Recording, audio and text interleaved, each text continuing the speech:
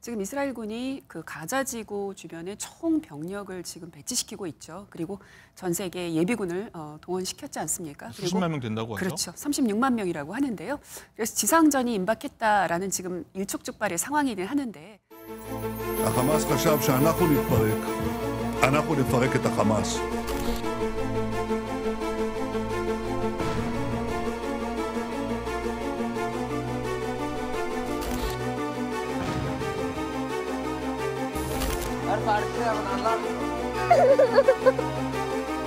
آیات جنگی رژیم کودک Palestinian families in the vast majority of nothing.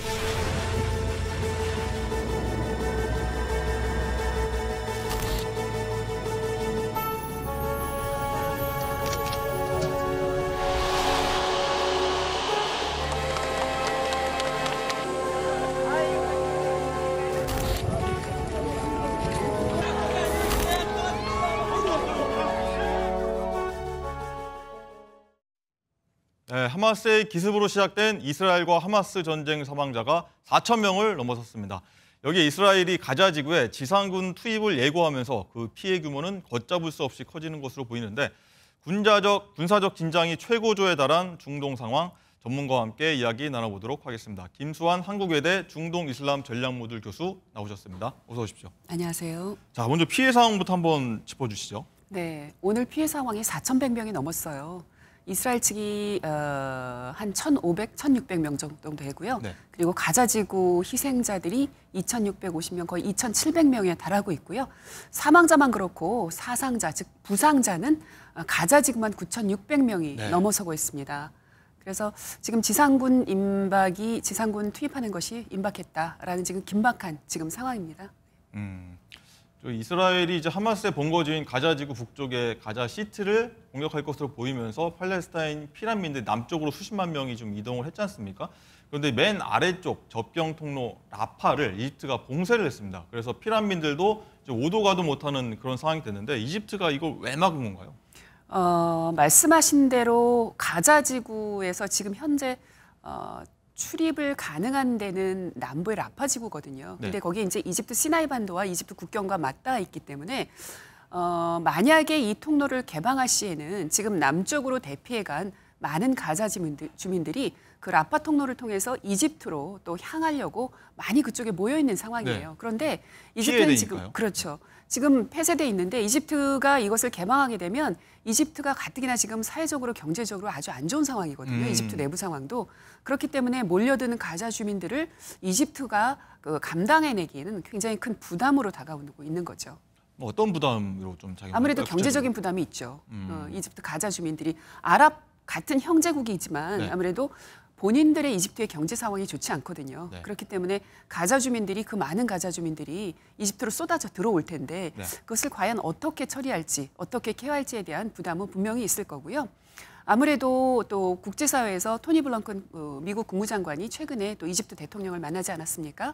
그 자리에서 이집트 대통령이 이 국경, 라파 국경 검문소 그러면 개방하겠다. 그런데 네. 조건이 외국인들과 이중국적자 그리고 국제 인도주의적인 어떤 구호 물품을 수송하는 그런 차량은 통과시키겠다라고 했는데 아직은 개방을 하지 않고 있는 상황입니다. 뭐 한다 만다 얘기가 있으면 임시 뭐 방벽을 세웠다는 얘기도 네, 있고 그렇습니다. 일단은 뭐 열겠다고 하는 외무부 네. 쪽 말도 있는 것 같고요.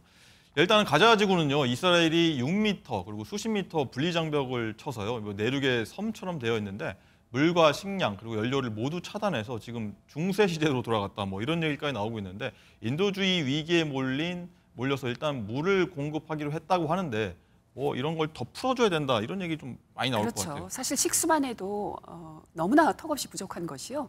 지금 식수를 공급한다 하더라도 지금 남부 지역에는요 이미 식수를 공급한 송수관이 이미 공격으로 많이 파괴가 됐어요. 그리고 이 물을 끌어올리기 위한 펌프조차도 파괴가 많이 된 상태이기 때문에 공급을 해도 그 식수를 제대로 받을 수가 없는 상황이에요. 네. 그렇기 때문에 이 물만 있어가지고 되는 건 아니지 않습니까? 그렇죠. 식량도 있고 지금 많은 피해당한 부상당한 그런 그 환자들이 있기 때문에 이런 데 대한 어떤 구호 물품이 아주 절실하게 필요한 상황입니다. 그렇군요. 또 이 하마스만큼이나 이제 강경 극우파인 베냐민 네타냐후 이스라엘 총리는 하마스를 좀 뿌리 뽑겠다 뭐 이런 강력한 의지를 내비쳤는데 이스라엘은 일단은 육해공을 총동원해서 공세를 좀 펼 것으로 보이고 있어요. 네, 그렇습니다. 지금 이스라엘군이 그 가자 지구 주변에 총 병력을 지금 배치시키고 있죠. 그리고 전 세계 예비군을 동원시켰지 않습니까? 그리고 수십만 명 된다고 하죠. 그렇죠. 36만 명이라고 하는데요. 그래서 지상전이 임박했다라는 지금 일촉즉발의 상황이긴 하는데, 그래서 이 지상전을 대비해서 그리고 그 해상과 그 공군 네. 또 이렇게 지원 사격을 하겠다, 지원 그 공격을 하겠다라는 것으로 육해공 지금 공격을 준비하고 있는 것으로 알려졌습니다. 네, 그렇군요.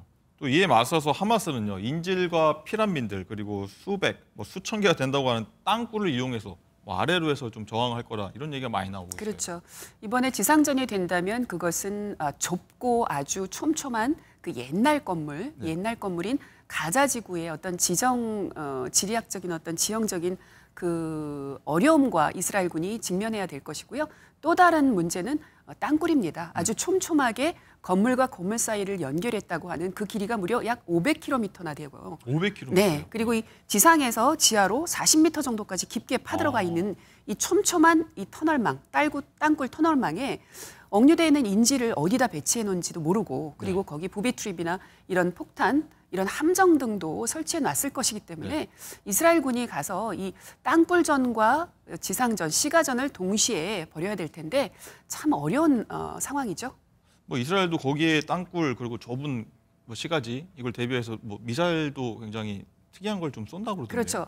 그게 JDAM이라고 예. 아주 정밀한 폭격탄이라고 하는데요. 그게 이제 철근 콘크리트 구조물을 위에서 뚫고 네. 밑에 지하 시설을 파괴할 수 있는 그런 아주 특수한 그런 폭탄이라고 합니다. 그래서 이번에 이러한 땅굴 터널을 파괴하는 데 굉장히 효과적인 그런 폭탄이라고 합니다. 네. 그런데 이 땅굴이 워낙 촘촘하게 연결망이 돼 있어서 네. 그 길이가 굉장히 길어서 과연 이런 폭탄으로 얼마나 효과적으로 이 하마스가 설치해놓은 땅굴을 제거할 수 있을지 아니면 파괴할 수 있을지 좀 지켜봐야 될 것 같습니다. 이 땅굴이 굉장히 많다고 했고 길다고 하셨잖아요. 네. 하마스가 땅굴을 왜 이렇게 많이 파는 건가요? 아무래도 지상전에서는 이스라엘과 승산이 없죠. 네. 전력상으로 군사적이나 외교력이나 여러 가지 정보력으로 인해서 이스라엘군과 하마스는 그 군사력이 비교할 수 없이 이스라엘군이 우위에 수십, 수백 있거든요. 배가 되는 거죠. 그렇죠. 그렇기 때문에 지상전에 있어서는 이스라엘군을 이길 수가 없고요. 그동안 수차례 하마스와 이스라엘이 2008년, 2012년, 2014년, 2021년 최근까지 네. 하마스와 이스라엘의 어떤 공격 주고받는 것이 있었지만 한 번도 하마스가 이겨본 적이 없어요. 결국은 피해는 결국 하마스 그리고 가자지구 주민이었고요. 그렇기 때문에 아무래도 땅굴이라는 어떤 자구책으로 인해서 게릴라전에 대비해온 것으로 알려지고 있습니다. 그렇군요. 그리고요, 이제 하마스가 3만 명이나 된다고 하잖아요. 굉장히 많은 인원인데 피난민 속으로 섞여버리면 이 민간인 피해가 굉장히 클 수밖에 그렇죠. 없거든요. 이스라엘이 구분할 네. 수가 없지 않습니까? 그렇죠. 하마스인지 민간인인지. 그렇죠. 누가 말씀하신 대로 누가 민간인지 누가 하마스 때문인지 모르고 있거든요. 네. 그렇기 때문에 지금 이스라엘이 가자 시티를 포함한 가자지구 북쪽에 있는 민간인들 대피해라. 대피령이 남쪽으로 내렸고. 내린 거죠. 네. 그리고 이미 그 대피 시한이 지났긴 했지만 그 이유가 물론 인도주의적인 차원에서 가자의 북부에 있는 주민들을 대피하려는 그런 목적도 있지만 네. 이 민간인들을 대피함으로써 하마스 대원을 식별하려는 그런 어떤 군사적인 목표도 있는 것이죠. 하마스 대원들이 일단은 민간인들을 좀 막고 있다는 얘기도 들고 네. 볼모를 삼고 인질로 막고 있다는 얘기도 들어요. 네. 굉장히 쉽지 않은 상황인 것 같습니다. 그렇죠. 하마스 대원 입장으로 인해서는 어떻게 보면 참 이게 해서는 안 될 짓이지만 민간인들을 볼모로 잡고 민간인들 속에서 자기들이 작전을 수행해야 되고 그렇다면 민간인들이 있으면 아무래도 이스라엘이 쉽게 공격을 해오지 못할 것을 잘 알기에 네. 민간인들이 남쪽으로 전부 대피하는 것을 원하지 않는 상태라 그것을 막고 있고요. 또 더 안타까운 상황은요. 하마스가 막지 않더라도 가자 북부에 사는 그 가자 주민들 일부는요. 여기가 내 땅인데 내 고향인데 내가 어디로 가느냐. 사실 그 가자 지구가요. 폭이 10km고 이 길이가 40km밖에 안 돼요. 부산의 절반 정도 네, 된다고 세종시 하죠. 정도밖에 안 되거든요. 근데 200만 명이 넘게 살고 있고 230만이 넘고 살고 있고요. 북부에는 110만 명이 살고 있는데 네. 그 사람들이 남부로 피난해봤자 어디로 가겠어요. 뻔한 거거든요. 그렇기 때문에 일부 북부 가자 주민들은 내가 내 집을 안 버리겠다. 나 여기 떠나지 않겠다. 목숨을 걸고 이런 분들도 또 계세요. 너무나 안타까운 상황이죠. 네. 그리고 이제 하마스의 배후로 의심받는 게 이란이지 않습니까? 이란이 이스라엘이 이제 가자지구 지상전을 이제 펼 경우에 개입할 수밖에 없다고 이제 경고를 했습니다. 이란이 직접 뛰어들 가능성이 얼마나 된다고 보세요? 어려운 질문인데요. 아마 많은 전문가들이 예측을 하는 것처럼 이란이 이번 사태에 직접적으로 개입해서 확전시킬 그런 가능성은 매우 낮다고 봅니다. 낮다. 예. 왜냐하면 이란이 직접 그랬을 것이면 아마 하마스의 공격 초반에 헤즈볼라를 통해서 같이 공격을 했을 것이고요. 헤즈볼라. 네, 지금 여러 가지 국제 상황을 볼 때 미국과의 관계도 그렇습니다. 미국과의 관계가 어떻게 보면 모종의 해빙 모드가 서서히 무르익고 있거든요. 그래서 한국에 동결됐던 그 석유 수출 자금 60억 달러가 그걸 풀어줘서 까따를 거쳐서 이란으로 들어가고 있는 상황인데 만약에 이란이 이번 사태에 직접적으로 개입한다? 그럼 이걸 다시 동결하겠다라는 그런 또 미국의 또 발표도 있었고요. 이렇기 때문에 이란은 이러한 직접적인 개입으로 인해서 이 지금 현재 상황을 또 악화시킬 수 있는 그런 상황을 만들고 싶지 않을 거고요. 또 이란 같은 경우에 최근에 금년 3월에 중국의 그 중재로 사우디아라비아와 외교 관계를 수립을 했어요. 네. 정상화를 했어요. 그렇기 때문에 이 굳이 사우디아라비아는 팔레스타인을 지지한다고 했지 않습니까? 네.